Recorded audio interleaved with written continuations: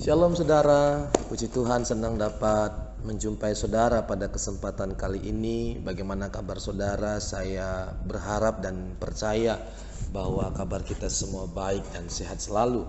Seperti ada yang tertulis dalam kitab 3 Yohanes pasal yang pertama ayat yang kedua. Izinkan saya membacakannya buat setiap kita. Saudaraku yang kekasih, aku berdoa semoga engkau baik-baik dan sehat-sehat saja dalam segala sesuatu, sama seperti jiwamu baik-baik saja.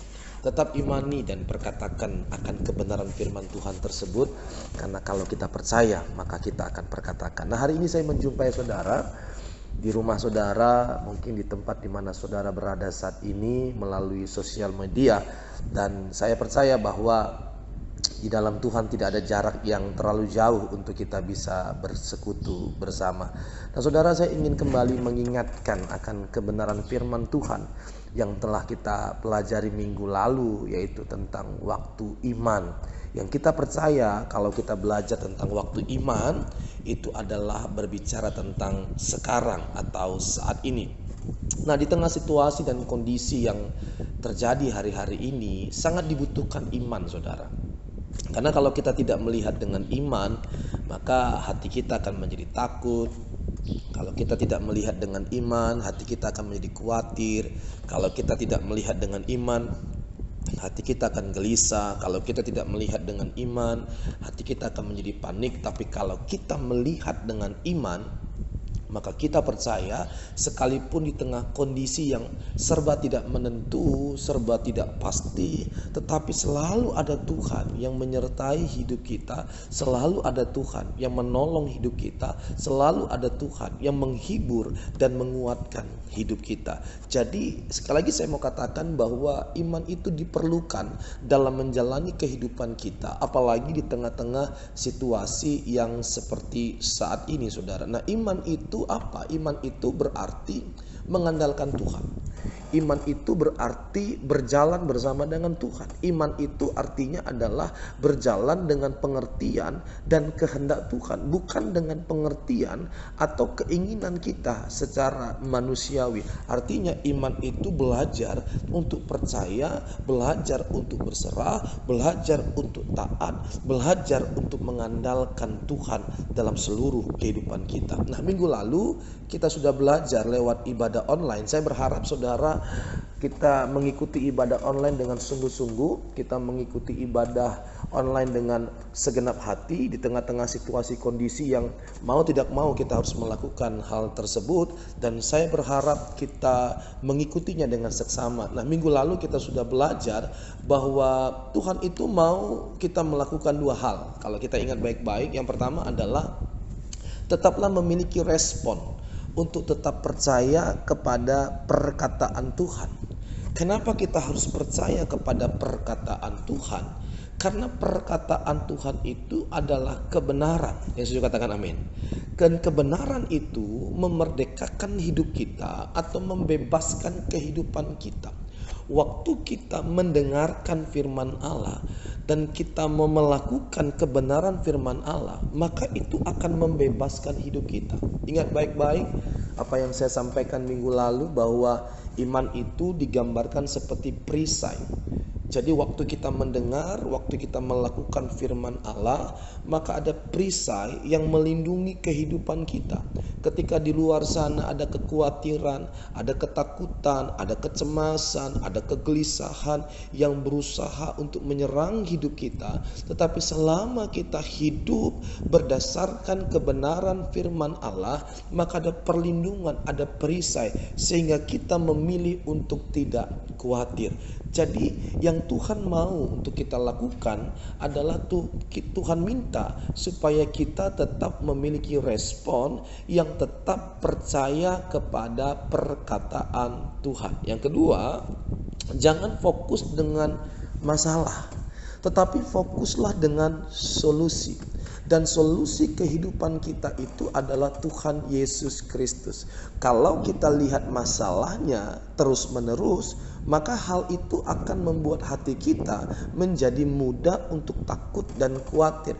Kalau kita melihat, mengarahkan mata kita dengan situasi yang ada, dengan kondisi yang ada, itu akan membuat kita menjadi takut, akan membuat kita menjadi khawatir, akan membuat kita menjadi cemas. Tetapi kalau kita fokus dengan yang Yesus lakukan dalam hidup kita, kita fokus kepada Yesus, maka disitulah tersedia solusi untuk kehidupan kita. Jadi fokus hidup kita ini adalah kepada solusi, dan solusinya itu adalah Yesus Kristus. Kita sudah belajar tentang pegawai istana, di mana ketika anaknya sakit, solusinya adalah dia menjumpai Yesus. Ketika wanita yang mengalami pendarahan 12 tahun, maka solusinya adalah dia menjumpai Yesus Kristus. Doa harapan saya di tengah-tengah kondisi situasi yang ada hari-hari ini, saudara harus fokus kepada Yesus Kristus. Amin saudara, puji nama Tuhan. Nah,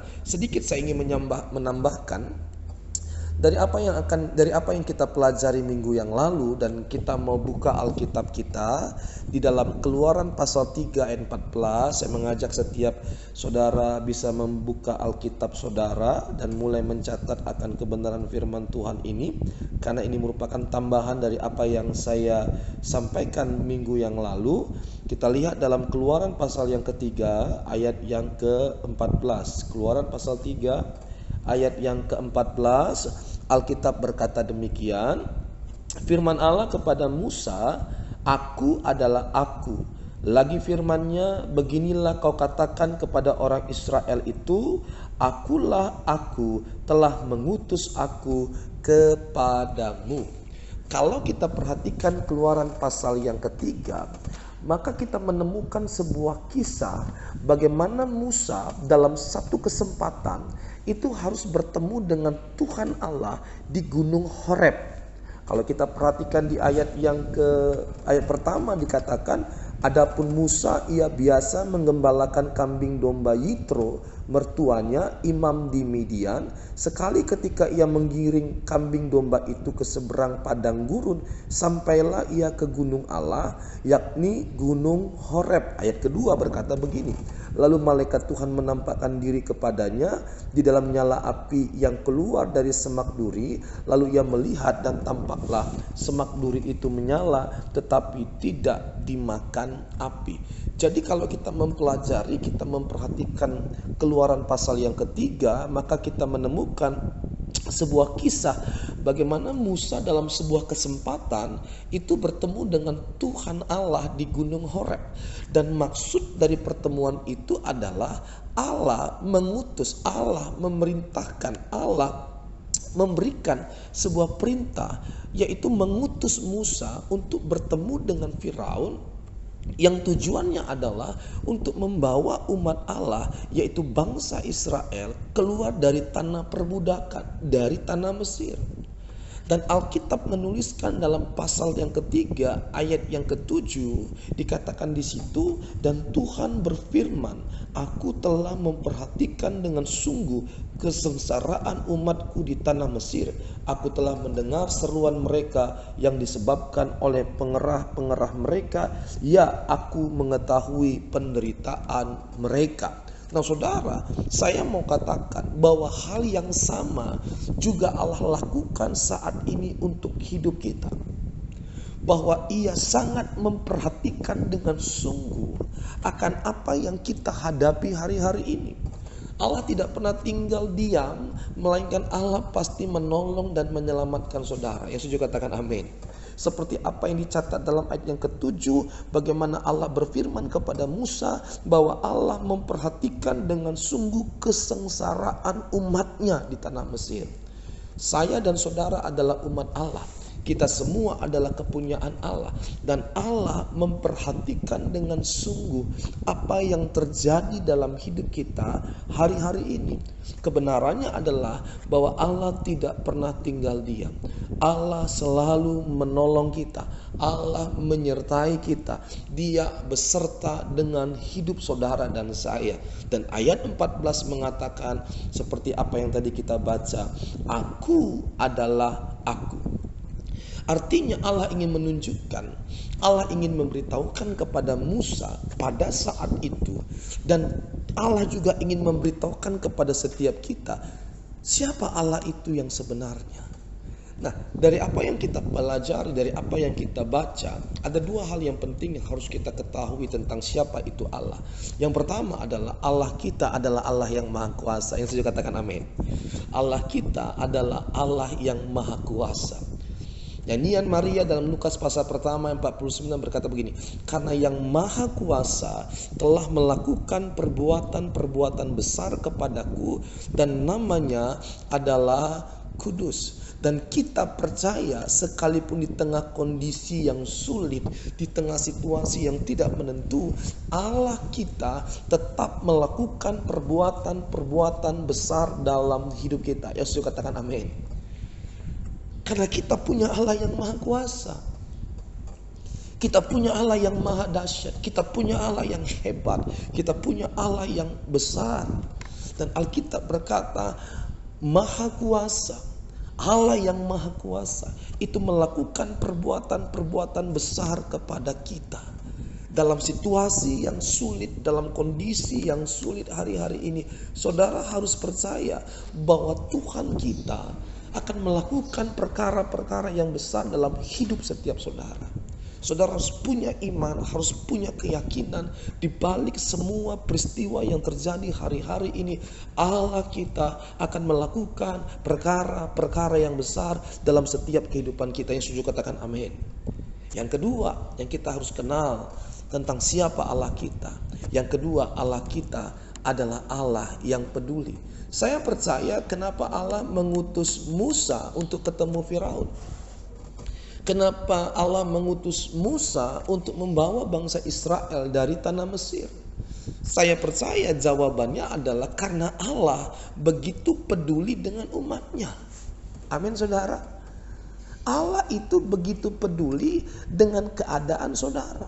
Allah begitu peduli dengan kondisi kehidupan kita hari-hari ini. Bukankah ada satu nyanyian, satu pujian berkata begini, Allah peduli, Allah mengerti segala persoalan yang kita hadapi, tak akan pernah dibiarkannya ku bergumul sendiri, sebab Allah mengerti. Sama-sama sekali kita naikkan pujian ini. Allah mengerti, Allah peduli segala persoalan yang kita hadapi, tak akan pernah dibiarkannya ku bergumul sendiri, sebab Allah mengerti. Allah kita adalah Allah yang peduli. Amin. Allah kita adalah Allah yang mengerti. Dan Alkitab membuktikan bahwa Allah kita adalah Allah yang peduli. Kalau kita lihat dalam 1 Korintus pasal yang ke-10. 1 Korintus pasal yang ke-10. Alkitab mengatakan dengan jelas di ayat yang ke-13. Mari kita baca bersama dengan suara yang jelas, dengan hati yang percaya, kita baca bersama-sama. Pencobaan-pencobaan yang kamu alami ialah pencobaan-pencobaan biasa yang tidak melebihi kekuatan manusia. Sebab Allah setia, dan karena itu Ia tidak akan membiarkan kamu dicobai melampaui kekuatanmu. Pada waktu kamu dicobai, Ia akan memberikan kepadamu jalan keluar sehingga kamu dapat menanggungnya. Ayat ini membuktikan, menjelaskan kepada setiap kita bahwa Allah kita Allah yang peduli. Allah kita adalah Allah yang setia. Ia tidak akan membiarkan kita untuk dicobai melampaui kekuatan kita.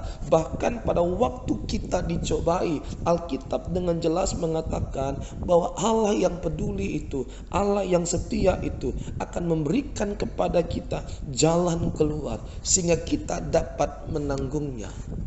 Kesimpulannya adalah begini saudara, sebagai orang beriman, saudara dan saya harus mengenal Allah dengan benar. Siapa Allah kita? Bahkan justru terkadang di tengah situasi seperti ini, kita dibawa Tuhan untuk semakin mengenal Dia dengan benar, bahwa Dia adalah Allah yang maha kuasa, Dia adalah Allah yang peduli. Itu sebabnya Alkitab berkata bahwa Tuhan itu turut bekerja dalam segala sesuatu untuk mendatangkan kebaikan bagi setiap orang yang mengasihi Dia, yang terpanggil sesuai dengan rencananya. Di balik semua peristiwa ini, saya percaya di balik semua keadaan yang ada hari-hari ini, saya percaya inilah cara Tuhan untuk membawa kita semakin mengenal Dia dengan benar, bahwa Dia adalah Allah yang maha kuasa, Dia adalah Allah yang dahsyat, Dia Allah yang perkasa, Dia Allah yang peduli. Mari kita berdoa bersama. Berikan waktu saudara sejenak untuk kita berdoa dan bersepakat pada kesempatan hari ini. Mari kita bersatu dalam doa.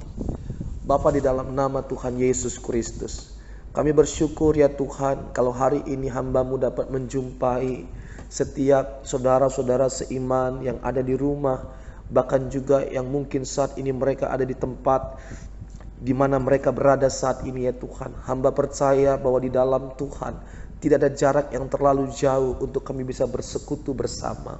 Saat ini Tuhan, hamba berdoa bagi setiap umat-Mu ya Bapa. Aku berdoa Tuhan, kami sepakat, kami berdoa, biar kami di sepanjang kehidupan kami semakin hari semakin mengenal Engkau dengan sungguh. Kami semakin hari semakin percaya kepada Engkau Tuhan, bahwa Engkau Allah yang berkuasa, Engkau Allah yang dahsyat, Engkau Allah yang peduli akan kehidupan kami. Kami pada hari ini bersepakat berdoa untuk keadaan bangsa kami ya Tuhan, bahkan kota di mana kami tinggal. Kami berdoa Tuhan di dalam nama Tuhan Yesus, biarlah wabah virus corona COVID-19 dapat segera berlalu dari negara, dari bangsa kami ya Bapa, sehingga bangsa kami boleh kembali pulih, bangsa kami boleh kembali Tuhan berdiri dengan teguh, berdiri dengan kokoh ya Tuhan. Hamba berdoa, kami berdoa Tuhan, berkati setiap umat-Mu, sertai setiap kami, lindungi setiap kami, bila nama Tuhan ditinggikan atas seluruh kehidupan setiap kami ya Bapa. Melalui kehidupan kami banyak orang yang boleh diberkati ya Bapa. Hamba berdoa, berikan kami ketenangan, damai sejahtera, dan bila kehidupan kami senantiasa mendengar dan melakukan firman-Mu ya Bapa. Terima kasih ya Tuhan Yesus Kristus. Hamba telah berdoa, kami sudah berdoa di dalam nama Tuhan Yesus Kristus. Setiap kita yang percaya, mari bersama dengan saya katakan amin. Tetaplah bersukacita, tetaplah bersyukur, tetaplah memuji menyembah Tuhan, tetaplah bersemangat di dalam Tuhan. Dan pesan saya, jaga kesehatan saudara, jaga kesehatan keluarga saudara. Sampai ketemu di lain kesempatan. Tuhan Yesus memberkati.